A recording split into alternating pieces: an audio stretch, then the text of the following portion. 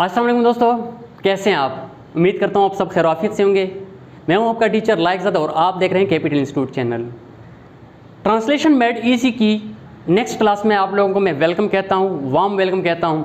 काफ़ी सारे स्टूडेंट ने कहा था कि आप ट्रांसलेशन के ऊपर जो है आप सेकंड पार्ट बना दें, तो ये हम सेकंड पार्ट बना रहे हैं इंशाल्लाह। इसमें आप लोगों से शेयर करूँगा कि आपने जो आपकी नेटिव लैंग्वेज, चाहे आपकी हिंदी लैंग्वेज है, चाहे आपकी उर्दू लैंग्वेज, क्योंकि मेरे काफ़ी सारे स्टूडेंट अभी इंडिया से भी हैं, तो चाहे आप हिंदी में बात कर रहे हो चाहे आप उर्दू में बात कर रहे हो, तो सिस्टम सारा हमारा एक ही है। यानी उसमें जो हमारे पास फार्मूला है ट्रांसलेशन में, इंग्लिश का जब सेंटेंस लिखते हैं या हिंदी में लिखते हैं या उर्दू में लिखते हैं, तो वो थोड़ा सा उसमें डिफरेंट आता है। तो चलिए देखते हैं। मैं हिंदी तो मुझे लिखनी नहीं आती, मैं उर्दू में लिख देता हूँ, तो आप उसको फिर एडजस्ट कर लेंगे। अगर इंडिया से मेरे स्टूडेंट देख रहे हैं ये वीडियो, तो आप उसको हिंदी में सेंटेंस लिख के आप उसको कंपेयर कर सकते हैं इसके साथ। तो सपोज़ मैं सेंटेंस लिखता हूँ उर्दू में कि लाइक इंग्लिश पढ़ा रहा है।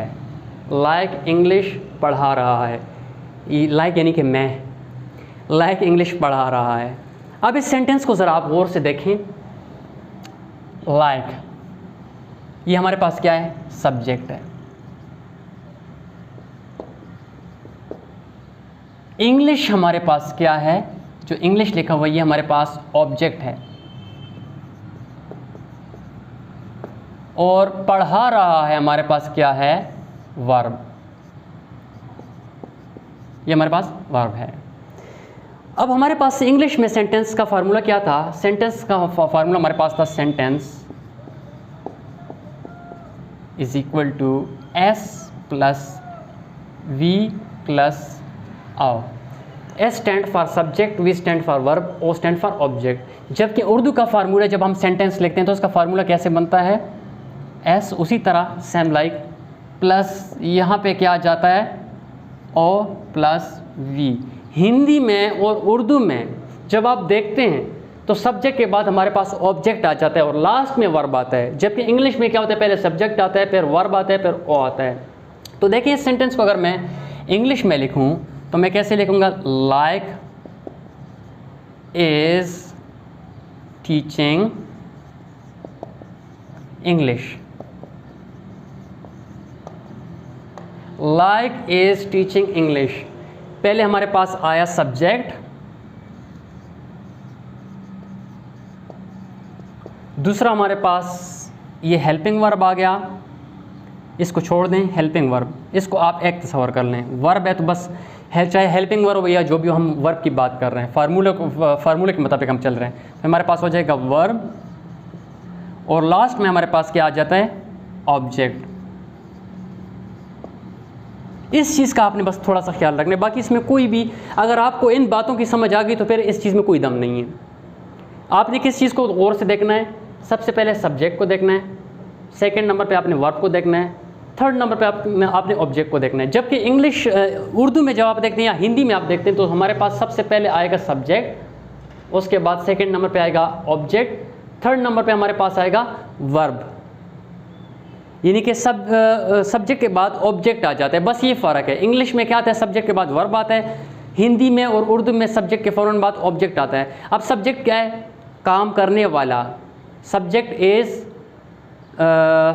someone who's performing the action.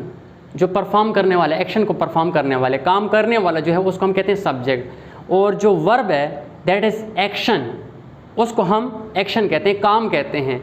And object जो है जिस चीज़ के ऊपर काम हो रहा हो, जिस चीज़ के ऊपर आप काम कर रहे हो। अब यहाँ पे देखें काम हो रहा है इंग्लिश के ऊपर, करने वाला लाइक है, किसके ऊपर कर रहा है? इंग्लिश के ऊपर। और काम क्या हो रहा है? पढ़ाने का हो रहा है। यानी लाइक पढ़ाने का काम कर रहा है इंग्लिश के ऊपर, तो लाइक सब्जेक्ट हुआ, पढ़ाना वर्ब हुआ, और जिसके ऊपर काम हो रहा है इंग्लिश के ऊपर, तो हमारे पास क्या हुआ? ऑब्जेक्ट हुआ। तो ये चीज़ आपने अपने दिमाग के अंदर बिल्कुल फिट कर देना है कि जब भी आपके सामने कोई सेंटेंस हिंदी में लिखा हुआ हो, चाहे आपके सामने सेंटेंस उर्दू में लिखा हुआ हो, तो आपने पहले उसको पॉइंट आउट करना है कि ये आपके पास सब्जेक्ट है, ये आपके पास वर्ब है, और ये आपके पास ऑब्जेक्ट है। उसको फिर आप इंग्लिश के मुताबिक ट्रांसलेट करेंगे। जैसे मैंने इस एक सेंटेंस को ट्रांसलेट किया, लाइक इंग्लिश पढ़ा रहा है, like is teaching English. Subject बिल्कुल अपनी जगह पे आया, उर्दू और इंग्लिश दोनों का। यहाँ पे उर्दू में इंग्लिश लिखा था, तो आप क्या कर देंगे, सबसे पहले वर्ब लिख देंगे जो इसके मुताबिक आ रहा है, इज़ टीचिंग। उसके बाद लास्ट में हमारे पास ऑब्जेक्ट है जो कि हमारे पास सेकंड नंबर पे उर्दू में आया था, हिंदी में और उर्दू में सेकंड नंबर पे आता है। तो बस ये फार्मूला है सेंटेंस बनाने का।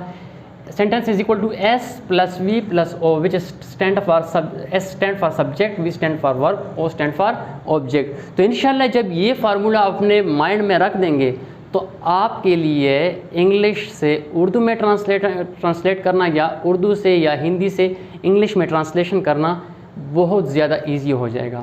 अब इसके पर मज़ीद हम वीडियो बनाएंगे, मज़ीद ये भी ये जो हमारा सीरीज़ है ख़त्म नहीं हुआ, क्योंकि अब हम आसान से मुश्किल की तरफ बढ़ेंगे, वहाँ पे तरफ बढ़ेंगे। तो इंशाल्लाह आप इस सीरीज़ को लाजमी देखते जाइएगा ताकि आप लोगों को हर एक चीज़ क्लियर हो सके। तो उम्मीद करता हूँ आज की वीडियो आप लोगों को पसंद आई होगी। अगर आपको वीडियो पसंद आए तो वीडियो को लाइक करें, दोस्तों के साथ शेयर करें और हमारे चैनल को लाजमी सब्सक्राइब करें। आखिर में आप लोगों से इजाज़त चाहूँगा।